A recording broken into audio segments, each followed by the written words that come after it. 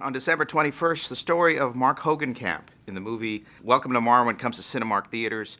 It's a story of bravery, resilience, and healing through art.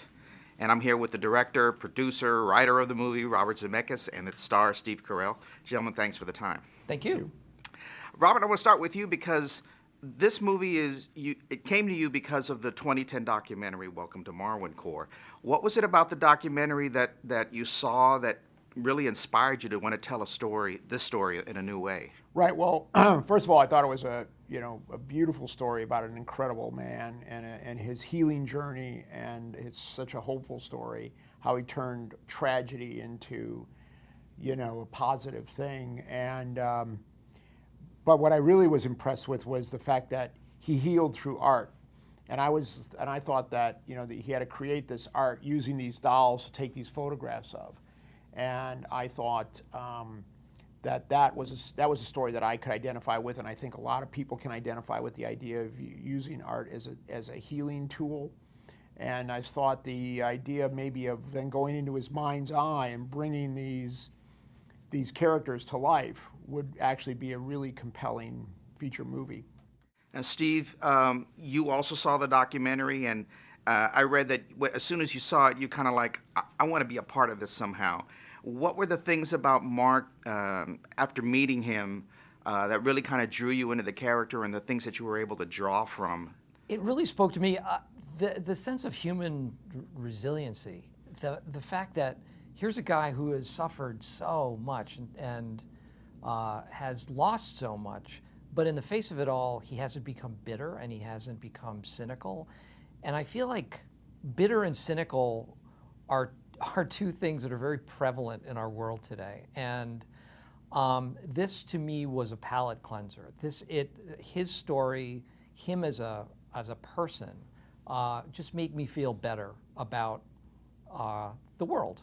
I know that sounds like hyperbole, but it really did. I felt so, I was so taken by his story that I wanted to be a part of it in some way. I didn't know whether it was going to be a feature. I didn't know what kind of feature it could even be because the documentary was so compelling.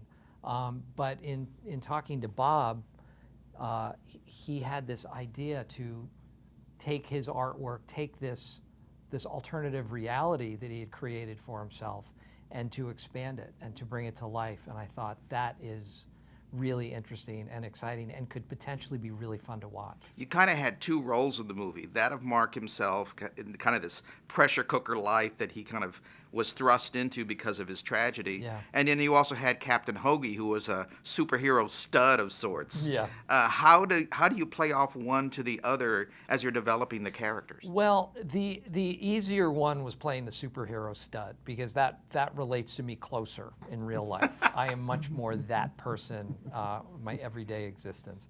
But it was fun. I mean, I tried to think.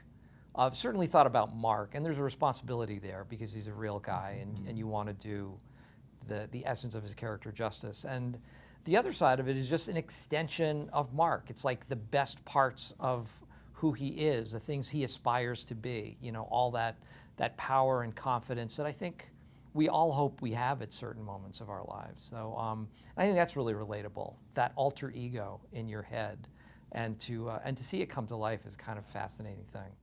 So a toast to life, to love, to Marwen, and the beautiful women thereof.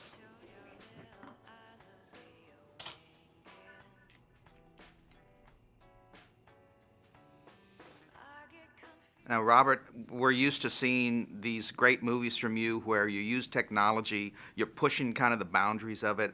And this one, motion capture is used again in order to create these dolls and bring them to life. What were the challenges you found as you were developing just the production end of this movie? Well, the key thing for me is that because these live action characters are in one half of the movie and then they're in this imaginary doll world in the other half of the movie, but they're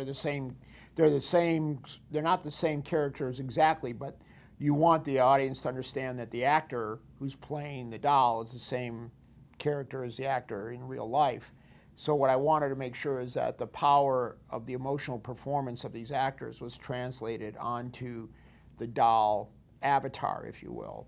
And so we used an advanced form of performance capture, and we did a lot of testing and R&D very early on in the early stages of developing the movie to make sure that we got that right. That was probably the most difficult thing that we had to get right before we started the film. You really kind of had to almost kind of work backwards in terms of getting the technology right and then figuring out the costuming for the dolls and then how that would go to the actual actors themselves and kind of bridging everything together. Yeah, the difference between this movie and what I'll call a just a normal movie is we had to cast the cast way ahead of time, and we had to scan all the actors, we had to sculpt the dolls, build their wardrobe, and then scan the dolls.